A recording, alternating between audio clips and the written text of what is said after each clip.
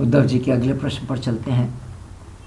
तो उद्धव जी श्री कृष्ण से पूछते हैं कि आत्म कल्याण का सबसे अच्छा साधन कौन सा है,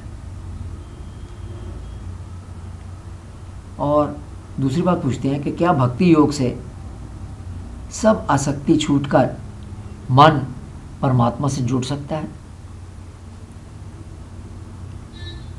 तो श्री कृष्ण उसका उत्तर देते हैं। श्री कृष्ण भगवान कहते हैं कि सभी प्राणियों की बुद्धि मेरी माया से मोहित है, जिसके कारण वह अपने अपने कर्म संस्कार और अपनी अपनी रुचि के अनुसार आत्म कल्याण के साधन बताते हैं। कोई धर्म को आत्म कल्याण का साधन बताता है, कोई यश को, कोई वासना को, कोई सत्य को, कोई त्याग को, कोई यज्ञ को, कोई तप को, वगैरह वगैरह। तो श्री कृष्ण भगवान कहते हैं कि इन विभिन्न साधनों में नहीं पड़ना चाहिए, इनके चक्कर में नहीं आना चाहिए। इस संदर्भ में वो कहते हैं कि जो मनुष्य किसी भी बात की परवाह किए बगैर कर्म करते वक्त फल की इच्छा नहीं रखता और अपना मन पूरी तरह मुझ में समर्पित कर चुका है, मैं उस पर कर्म करने लगता हूँ।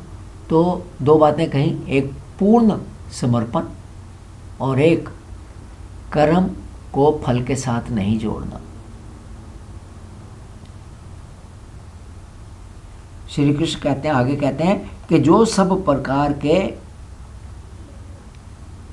संग्रह परिग्रह से रहित है, ना इकट्ठा करने का ना त्याग करने का, इससे रहित अलग है। और जिसने इंद्रियों पर विजय प्राप्त कर ली है, अर्थात जो इंद्रियों को विषयों की तरफ जाने से जिसने रोक दिया है, अपनी इंद्रियों पर उसने कंट्रोल नियंत्रण कर लिया है,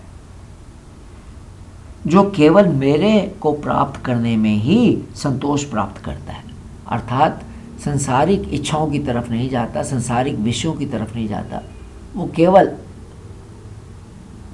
मेरे को ही प्राप्त करने के लिए तत्पर रहता है। और जिसने अपना सब कुछ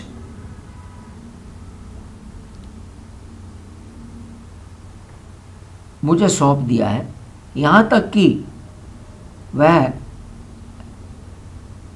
सिद्धियों की भी इच्छा नहीं करता, मोक्ष की भी इच्छा नहीं करता, तथा जो हर समय मेरा ध्यान करता रहता है, मेरे से जुड़ा रहता है, सबको एक समान समझता है और सबसे दया और प्रेम करता है, वह मुझे बहुत प्रिय है। तो भगवान क्या कहते हैं, मेरे को वो अच्छा लगता है जो लोगों से दया करता है, जो हर वक्त मेरे चिंतन में लगा रहता है, जिसने संसारिक इच्छाओं का त्याग कर दिया है, जिसने विषयों पर, इंद्रियों पर पूरी तरह से नियंत्रण कर लिया है, विषयों का उसकी इंद्रियों पर कुछ असर नहीं होता, जितेंद्र है जो पूरी तरह से, और कर्म करते वक्त वो बिना फल की इच्छा के कर्म करता है। जो भी कर्म करता है वो मेरे से जुड़कर कर्म करके मेरे को अर्पण कर देता है, कर्म और फल को जोड़ता नहीं है। तो कहते हैं जो ऐसा है वह मुझे बहुत प्रिय है। जो मेरा भक्त, जिसने अभी इंद्रियों को पूरी तरीके से जीता नहीं है तथा जिसे संसार के विषय अपनी तरफ खींचते हैं, वह भी मेरी भक्ति के प्रभाव से विषयों से हारता नहीं, वो अंत में विषयों पर जीत प्राप्त करता है। तो भक्ति की ये महिमा बता रहे हैं कि जो अभी पूरी तरह से विषयों को त्याग नहीं कर सका, इंद्रियां पूरी तरह उसके नियंत्रण में नहीं है, अगर वो भक्ति करता रहेगा तो अंत में वो ज़रूर जितेंद्रिय बनेगा, अपनी इंद्रियों को जीतने वाला बनेगा। मेरी भक्ति, श्री कृष्ण भगवान कहते हैं, सब पापों को जला देती है। मुझे प्राप्त करने के लिए अलग अलग साधन, योग, ज्ञान, जप, पाठ, तप, त्याग, ये सब हैं, परंतु इन सब से उत्तम मेरी प्रेममयी भक्ति है। तो अगर हम, भगवान कहते हैं, सिर्फ भक्ति करें, प्रभु को प्रेम से याद करें, तब वो सबसे बढ़िया है और वो अंत में हमको प्रभु तक ले जाती है। तो आत्म कल्याण के लिए क्या कहा कि आप प्रभु की प्रेममय भक्ति कीजिए। जब तक, अब वो बताते हैं प्रेममय भक्ति के लक्षण क्या हैं, किस प्रकार, कि जब तक मेरे साथ प्रेम करने वाला मेरे प्रेम में मेरे को याद करके उसके आंखों से आंसू, खुशी के आंसू नहीं निकलने लगते, उसके शरीर के रोए नहीं खड़े हो जाते। जब वो मेरे को याद करता है तो उसके शरीर के रोए खड़े नहीं हो जाते। अंदर बाहर भक्ति के बाढ़ में उसका मन डूबने उतरने नहीं लगता, पूरी तरह से समा जाता उसके अंदर। जब इस प्रकार के लक्षण होंगे तब उसका मन पवित्र हो जाए। कहने का ये मतलब है, जैसे मीरा बाई का उदाहरण है कि हेरी मैं तो प्रेम दीवानी, मेरा दर्द ना जाने कोई।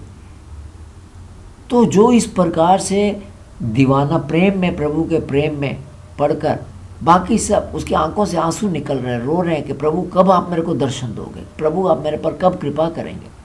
जब यह हालत होगी तब उस भक्ति के साथ मन में बड़ी पवित्रता आती है, मन पवित्र हो जाता है। और ऐसा भक्त, श्री कृष्ण भगवान कहते हैं, ना सिर्फ अपने आप को परंतु संसार के और लोगों को भी पवित्र कर देता है। श्री कृष्ण भगवान कहते हैं, मेरी पवित्र लीला कथा सुनने से मन का मैल धुल जाता है तथा धीरे धीरे उसे तत्व को देखने की शक्ति आने लगती है। वो तत्व को देखने लग जाता है, सूक्ष्म से सूक्ष्म वस्तुओं को देखने लग जाता है। जो पुरुष निरंतर विषयों को चिंतन करता है, हर वक्त जिसने विषयों के बारे में ही सोचना है, ये प्राप्त करना है, वो प्राप्त करना है, ये लेना है, वो लेना है, इसको बढ़ाना है, उसको बढ़ाना है, तो ऐसे व्यक्ति का मन विषयों में फंस जाता है। परंतु जो मेरा प्रेम पूर्वक स्मरण करता है, उसका मन फिर मेरे में लग जाता है और वो मुझे प्राप्त होता है। तो इसलिए श्री कृष्ण भगवान कहते हैं कि उद्धव, तुम मेरे चिंतन करो और मेरे चिंतन से अपने मन को शुद्ध कर लो और उसे पूरी तरह से मुझ में लगा दो। यही आत्म कल्याण का सबसे अच्छा साधन है। अब उद्धव जी अगला प्रश्न पूछते हैं यहाँ पर कि जब साधक का चित्त आप में पूरी तरह से लग जाता है तो उसको क्या सिद्धियाँ मिलती हैं। तो श्री कृष्ण भगवान कहते हैं कि जिस साधक का चित्त मुझ में पूरी तरह से लग जाता है उसे बहुत सी सिद्धियाँ मिलती हैं। वो कहते हैं 18 सिद्धियाँ, शास्त्रों में लिखा है 18 सिद्धियाँ प्राप्त होती हैं। अब ये सिद्धियाँ क्या है, जैसे वो जो साधक होता है जिसने ऐसे किया है, वो इतना छोटा रूप धारण कर सकता है कि पत्थर की चट्टान में भी प्रवेश कर सकता है।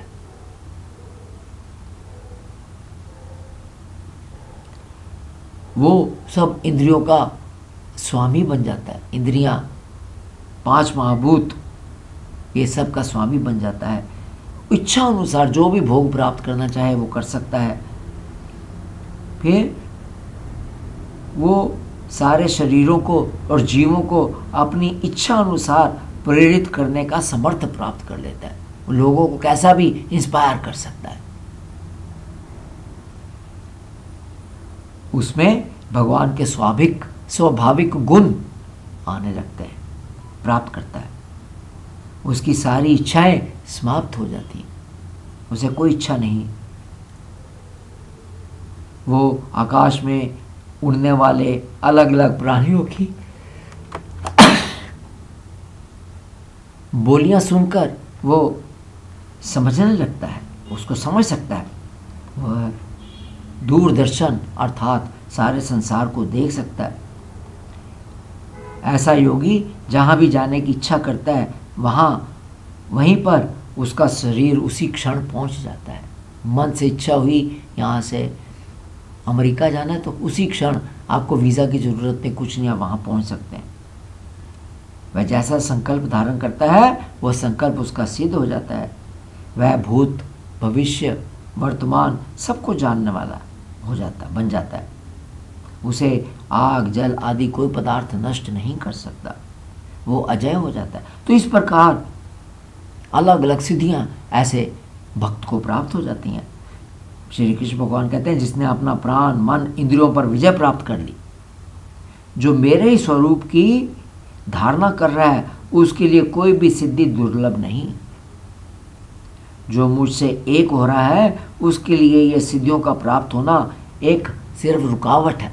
ऐसी सिद्धियाँ जो सिद्धियाँ हैं ये सिर्फ एक रुकावट, अवरोध, विघ्न पैदा करती हैं, क्योंकि इनमें भी समय का दुरुपयोग होता है। परंतु श्री कृष्ण भगवान कहते हैं योग की अंतिम सीमा बिना मुझ में चित्त लगाए किसी भी साधन से प्राप्त नहीं हो सकती। तो चित्त तो परमात्मा में लगाना ही पड़ेगा, तभी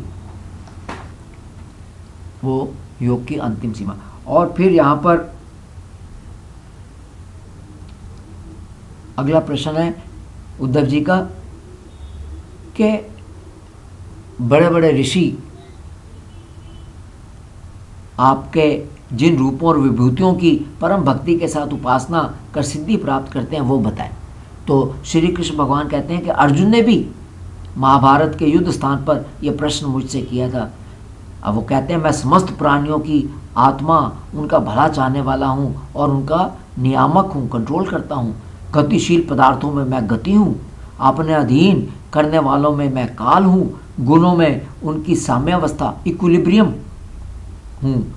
जितने भी गुणवान पदार्थ हैं उनका स्वाभाविक गुण, जैसे पानी की तरलता, आग का तप, ये सब मैं ही हूँ। सूक्ष्म वस्तुओं में मैं जीव हूँ, कठिनाई से वश आने वालों में मैं मन हूँ। मन बड़ा चंचल होता है, वश में नहीं आता, तो कहते हैं कठिनाई से वश में आने वालों में मैं मन हूँ। देवताओं में इंद्र हूँ, वसुओं में आग हूँ, आदित्यों में मैं विष्णु हूँ, रुद्रों में मैं शंकर हूँ, दैत्यों में मैं प्रहलाद हूँ, नक्षत्रों में चांद, जानवरों में शेर, पक्षियों में गरुड़, यक्षों में कुबेर, धातुओं में सोना, सांपों में वासुकी सांप, वर्णों में ब्राह्मण, पेड़ों में पीपल। मैं पैरों में चलने की शक्ति हूँ, वाणी में बोलने की शक्ति हूँ, हाथों में पकड़ने की शक्ति हूँ, त्वचा में स्पर्श करने की शक्ति हूँ, वगैरह वगैरह। श्री कृष्ण भगवान कहते हैं विभूतियों की गणना नहीं मैं कर सकता। ऐसा समझो कि जिसमें भी तेज, श्री, कीर्ति, ऐश्वर्य, लज्जा, त्याग, सौंदर्य, सुभाग, पराक्रम, ये श्रेष्ठ गुण है, वह मेरा ही अंश है। तो जो भी श्रेष्ठ गुण है वो सिर्फ परमात्मा का अंश है। ये विभूतियाँ वास्तविक वस्तु नहीं है, ये केवल मन का विकार है। क्योंकि मन से सोची, वाणी से कही कोई भी चीज़ वास्तविक नहीं होती, वह मन की कल्पना ही होती है। इसलिए वाणी और मन के संकल्प विकल्प को रोको, इंद्रियों को नियंत्रण में रखो, बुद्धि में सात्विकता लाओ, तब जन्म मृत्यु के चक्कर से बच पाओगे। बुद्धि में विवेक पैदा करके मन और वाणी को पूर्णतः शांत करो, तब तुम मुझे प्राप्त करोगे। तो ये यहाँ पर हम समाप्त करते हैं। सुनने के लिए धन्यवाद।